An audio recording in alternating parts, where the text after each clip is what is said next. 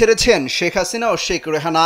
জানা যায় আজ সোমবার বেলা 2:30টায় বঙ্গভবন থেকে একটি সামরিক হেলিকপ্টার শেখ হাসিনাকে নিয়ে যাত্রা করে। এ সময় তার সঙ্গে তার ছোট বোন শেখ রেহানা ছিলেন। সংশ্লিষ্ট সূত্র জানায় তারা হেলিকপ্টারে ভারতের পশ্চিমবঙ্গের উদ্দেশ্যে রওনা দেন। আজকে আমরা বড্ড খুশি। আজকে যদি ভিডিও না বানাই তাহলে কেমন হয়? আসলে চলুন আজকে আমরা দেখব শেখ হাসিনা কিভাবে পালালো। চলুন আমরা ভিডিওর মাধ্যমে দেখে আসি।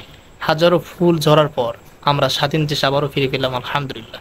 চলুন তাহলে ভিডিওটি শুরু করা যাক। একটি সামরিক হেলিকপ্টারে করে দেশ ছেড়েছেন শেখ হাসিনা ও শেখ রেহানা। জানা যায় আজ সোমবার বেলা 2:30টায় বঙ্গভবন থেকে একটি সামরিক হেলিকপ্টার শেখ হাসিনাকে নিয়ে যাত্রা করে। এ সময় তার সঙ্গে তার ছোট বোন শেখ রেহানা ছিলেন। সংশ্লিষ্ট সূত্র জানায় তারা হেলিকপ্টারে ভারতের পশ্চিমবঙ্গের উদ্দেশ্যে রওনা দেন।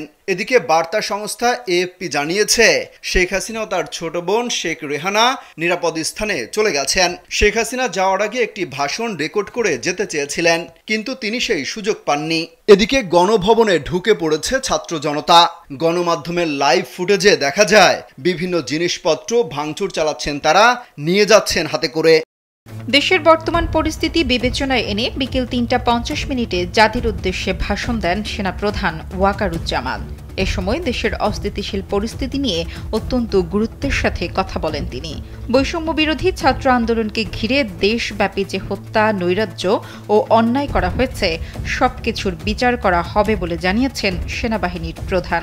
এ সময় তিনি সবাইকে ধৈর্য ধরার অনুরোধ করেন। সেনাবাহিনী প্রধান বলেন, এখন রাজনৈতিক ক্রান্তিকাল চলছে। একটি অন্তর্বর্তীকালীন সরকার গঠন করা হবে, সব হত্যার বিচার হবে। সেনাবাহিনীর উপর আস্থা রাখেন। আমরা রাজনৈতিক দলের নেতাদের সঙ্গে বৈঠক করেছি। জনগণের উদ্দেশ্যে সেনাপ্রধান বলেন, দেশে শান্তি শৃঙ্খলা বজায় রাখেন। আপনারা আমার উপর আস্থা রাখেন, একসাথে কাজ করি। দয়া করে সাহায্য করেন। মারামারি সংঘাত করে আর কিছু পাবো না। সংঘাত থেকে বিরত হন।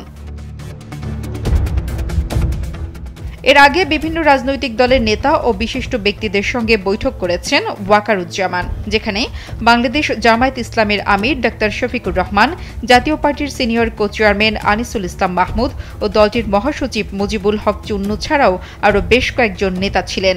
এছাড়াও আরও উপস্থিত ছিলেন ঢাকা বিশ্ববিদ্যালয়ের আইন বিভাগের অধ্যাপক আসিফ নজরুল। অত্যাচারী শাসক কখনো স্থায়ী হয় না, এটাই তার বাস্তব প্রমাণ।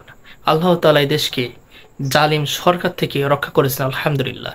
আল্লাহর কাছে দোয়া করি সামনে যেন এই দেশকে একজন সৎ ও ন্যায়পরায়ণ শাসক দ্বারা এ দেশকে এগিয়ে নিয়ে যেতে পারে।